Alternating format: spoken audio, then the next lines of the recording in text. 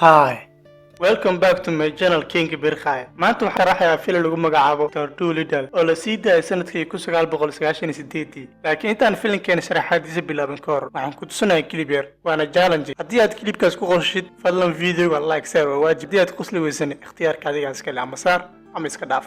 ورابرنا قال هوغا وروا كل سوق هنا قال سوق ما ابو عذارك قال رنا على كودا كل واي ماشي maxaa ay soo galabo ودينا oo sheegay meeshii ku jira la arkin inay gaadin miya bilow filimka waxaanu aragnaa wiil yar oo lagu magacaabo John Dolittle oo saaxiibkiisa ugu dhow yahay eegiisa waxa uu awood u leeyahay inuu la hadlo xayawaanada oo luuqadooda fahmo sababtoo ah waxa uu sheeko qatar dheer la yeeshay xayawaankiisa John ayaa eegiisa weydiiyay su'aalo ay kamid yihiin sababta eeyadu iskaaga uriyaan dabada markay kulmaan eega ayaa ugu jawaabay waa habka kaliya ay isku salaamaan John aabihiisa Arthur waxa uu si joogto u arkaa isagoo la hadlaya naftiisa laakiin waxa uu iska dhaadhiciyay inay tahay dhaqan caruureed oo aan dib lahayn maalmaha kamid ah John waxa loo waday iskuul Arthur ayaa isbaray maamulaha cusub ee dugsiga John ayaa ku salaamay maamulaha isagoo dabada ka orsanaya Arthur waxa uu qaatay in wiilkiisa ay shaadaamo ku jiraan oo waxa uu kireystay wadaad deegaanka si uu uga saaro shaydaanka inta uu ku guda jiray soo saarista wadaadka ayaa waxa uu qabtay wiilka garbihiisa oo uu raruxay wiilkii eegiisa ayaa xanaaqay wuxuuna isku dayay inuu difaaco lugta ayuu ka qaniinay wadaadkii ilaa uu aad u xanuunsado Arthur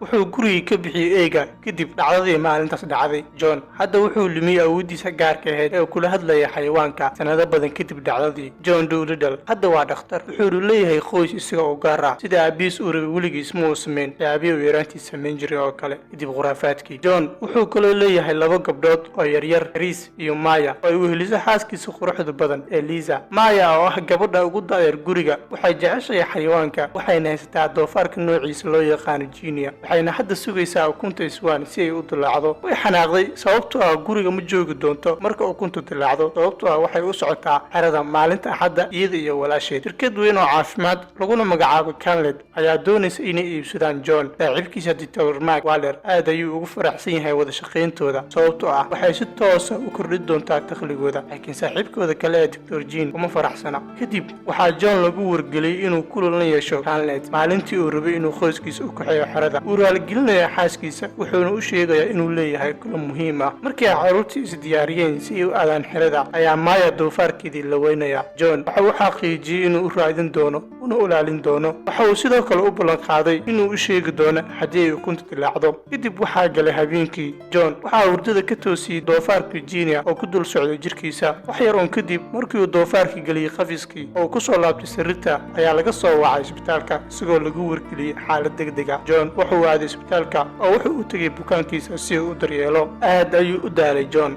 saqdii habeenkii isagoo guriga u sii socda ayuu ku sugtay inuu gaarigiisa ay ku dhufto wuxuuna gaarigii u leexiyay wadada dhinaceeda kale eegi ayaa ka codsaday inuu iska eego halka uu marayo wuxuuna ugu yeeray madax lafo ay hadlay kar John wuu yaabay laakiin uu iska matray arintii wuxuuna u qaatay in ay tahay dhalanteed maalintii xigtay isaga iyo asxaabtiisa waxay la kulmeen milkiilaha Kali gool away waxay ku kulmeen makhaayad banaanka laakiin John ayaa maqlay shimbiro hadlaya uu aamin waayay arintii wuxuuna u maleynay inuu waalan yahay si degdeg ah ayuu ugu soo baxay makhaayada si uu isu diyaariyo markale ayuuna arintii meesha ka saaray kadib waxa uu kaxistay gaarigiisa waxayna aadeen xerada isaga iyo doofaarka si uu ugu farxiyo qoyskiisa laakiin inta uu sii socday ayaa doofaarka Genia la hadlay isaga intii uu argagaxay wuxuu joojiyay gaariga ugu dambeyn wuxuu gartay in awoodiisa caruurnimo ila hadlida xayawaanada ay u soo noqotay uuna naxay markaas ayuu wadada dhinaceeda kaga tagay doofaarkii balse maskaxdiisa ayaa isbedeshay wax yar kadib ugu dambeyntii waxay soo gaareen xerada doofaarkiina waxa loo dhiibay Maya habeenkii John isagoo kaligiis qolkiisa jooga ayuu maqlay guumeys dibadda uga yeeraysa waxayna John weydiisatay inuu ka saaro jilifka kaga dhigan baalkeeda isagoo aad u naxsan ayuu guumeysku u sheegay in xanta dadka la hadla xayawaanka ay ku faafeen duurka in muddo kadib John waxa dhibay baalka loo yaqaan raccoon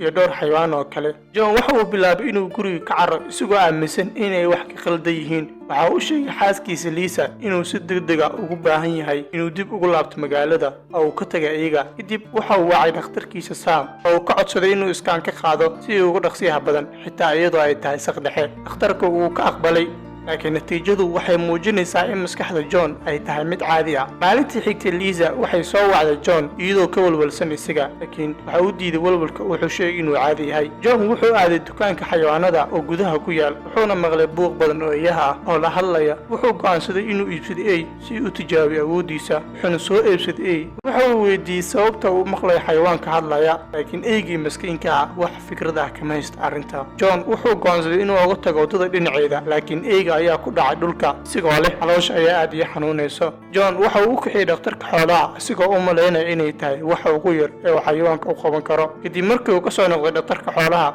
waxaa soo wacday Maya, wuxuuna maqlay eey meel uu ka qaylinaya oo xamaasad leh. kadib wuxuu eeygii u kaxeeyey xerada iyagoo u dooraya magaca eeyga. ugu dambeyntii waxay u bixiyeen magaca Lucky. Maya aad ayay ugu faraxsan tahay inay aragto Lucky, waxayna doonaysaa inay ku laabato gurigeeda, laakiin weli waxa uu haray 3 isbuuc oo ay sii joogaysa xerada. waxaa soo baxay oo soo raacay John, Lisa, Calloway iyo Lucy. Maya meesha ayaa looga soo tegay. meel kale oo keenta dhexdeeda ah, guumayskii uu John caawinaya hadda ka hor ayaa waxay soo aruurisay koox xayawaan ah. ay u sheegtay isaga dhammaan xayawaanadan inay haysato dhibaatooyin caafimaad. marka waxay go'aansadeen inay dhakhtarka ay ku soo booqdaan guriga. gambalaalka guriga ayaa la soo garaacay iyadoo John iyo Lisa u socday wada sheekaysi gaar ah. John waxa uu u baxay si uu u soo hubiyo, waxauna dibadda ku arkay 3 neef oo wanan ah oo doonaya inuu geed ka soo saaro. waxa uu xiray albaabkii, laakiin waxa uu arkay shimbiraha qaar oo guriga soo galay. isagoo isku dayaya inuu ka eriyo ayaa wuxuu arkay ari badan, eeyo, daanyeero iyo xayawaano kale oo yimid guriga. Lucy ayaa soo kacday, wuxuuna ka codsaday inuu hurdada dib ugu laabato, wuxuuna dhammaan xayawaanka ka caawiyo dhibaatadoodii. isagoo u malaynaya inay maalintu dhumaatay ayaa daanyeerka ku wargeliyey in shabeel baxsaday uu doonayo inuu isdilo. John ayaa u cararay dhanka shabeelka si uu u caawiyo. John wuxuu ogaaday in shabeelku niyad jabsan yahay sababtoo ah waxaa haya cudur aan la garanayn oo aan waxba laga qaban dhibkiisa. John waxa uu ku qanciyey shabeelkii inuu ka soo dego meesha, isagoo u ballan qaaday inuu daryeeli doono. maalintii xigtay ee shaqada, John ayaa weydiiyey Dr. Mark inuu xasuusto maalintii ay asaaseen rugta caafimaadka markii ugu horreysay. John waxa uu dareemi jiray waxqabad kadib markii uu daweeyey bukaanka sidii shalay oo kale. xayawaanka waxa ay xasuusiyeen sababta uu jeclaa inuu dhakhtar noqdo. John dabadeed waxa uu cilmi baaris ku sameeyey xanuunka uu shabeelku la ildaran yahay, xitaa waxa uu talo ka qaadanayay khubarada. waxa uu ku dadaalayaa siduu u caawin lahaa shabeelka. maalin maalmaha ka mid ah, isagoo shaqada u socda, waxa uu arkay jiir la ooyaya xanuun, wuxuuna ka codsaday isbitaalka inuu qaato jiirka. isbitaalkiisa ayuu keenay, wuxuuna ku dadaalayay siduu u badbaadin lahaa. asxaabtiisa iyo Lisa ayaa halkaas yimid oo ay arkeen isagoo neef siinaya jiirka. ugu dambeyn jiirkii wuu badbaaday, laakiin qof kasta wuxuu hadda u malaynayaa John inuu qabo xaalad maskaxeed. waxaana loo qaaday saaxiibkiisa ku takhasusay cilmi nafsiga lagu magacaabo Dr. Fish. Dr. Fish ayaa u sheegay John inuu xarunta joogayo ilaa uu ka bogsanayo. Lisa ayaa u timid si ay u soo booqato, ay ugu adkayso inuu joogo magangalyada ilaa uu joojiyo maqalka codka xayawaanka. dhowr maalmood ayaa ka soo wareegtay, laakiin John ma joojin la hadalka xayawaanka. Dr. Fish wuxuu keenay Oroguntan oo weydiiyey John inuu la hadli karo mawjadda maskaxda ee xayawaanka si uu oga in John uu si dhib ah ula xiriiri karo. si kastaba haatee, Oroguntan waxay isu beddeshaa Isbaanish si aanay u fahmin. maalin maalmaha ka mid ah, Lucky ayaa soo booqday shabeelkii oo qorka u saaray inuu geeriyoodo. waxa uu lumiyey rajadii uu lahaa inuu soo noqdo. John waxa uu ka qowmameynaya kalsoonidii John ku qabay shabeelka. sidaas darteed, Lucky waxa uu cararay meesha uu ku xirnaa John si uu ugu soo caawiyo inuu baxsado. si kastaba haatee, John wuxuu ku eedeeyey Lucky iyo xayawaanka kale dhibka uu ka qabo. Lucky ayaa iskaga soo laabtay guriga. maalintii xigtay kadib, Dr. Fish waxa uu soo fasaxay John. markii uu guriga ku soo laabtay, John waxa uu joojiyey inuu la hadlo xayawaanka oo dhan, waana waxa uu iska dhigdhigayay. Lucky iyo doofaarka Gina waxay isku dayayaan inay la hadlaan isaga, laakiin gebi ahaanba uu iska indhatiray iyaga. si uu u sameeyey marmarsiyo ugu soo laabto shaqada oo noloshiisa ku soo celiyay sidii hore. ugu dambeyn, markii uu ku soo laabtay shaqada, shirkaddu waxay qaban qaabisay shir jaraa'id oo si rasmi ah u saxiixay qandaraasyada, waxayna bilaabay inay si wada jir ah u bilaabaan shaqadooda. John ayaa u sheegay Maya inuu jecel yahay iyada. aabaha iyo inanta ayaa wada sheekaysi dheer, taasoo ka dhigaysa John inuusan ahayn naftiisa, isagoo iska dhigaya inuusan maqlayn xayawaanka. isaga iyo Lucky waxay aadeen goobta uu ka xariisnaa xayawaanka, waxayna ka soo bixiyeen shabeelka si ay ugu dambeyntii u caawiyaan. markii uu ku soo laabtay xafladda daahfurka oo asxaabtiisa ay sugayeen in muddo badan, Dr. Jean oo aan weligii rabin inuu la shaqeeyo Calnet ayaa muran la galay Dr. Mark, kaasoo daneeya lacagta oo keliya. Dr. Jean si lama filaan ayuu sanka ugu jibiyey Mark, waxayna keeneen qol si lama filaan ah. John waxa uu la joogaa shabeelkii, way naxeen, laakiin Dr. Mark ayaa u sheegay in marka hore lacagta diiradda la saaro.